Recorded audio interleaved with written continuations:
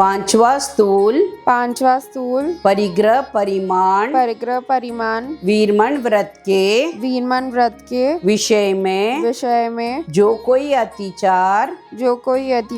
लगा हो तो आलो खेत वस्तु का परिमाण अतिक्रमण किया हो हिरण स्वर्ण का परिमाण अतिक्रमण किया हो धन धान्य का परिमाण अतिक्रमण किया हो दोपद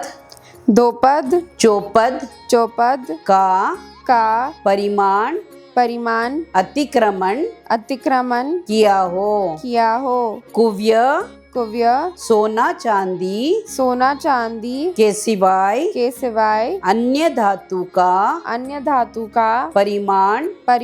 अतिक्रमण किया हो जो में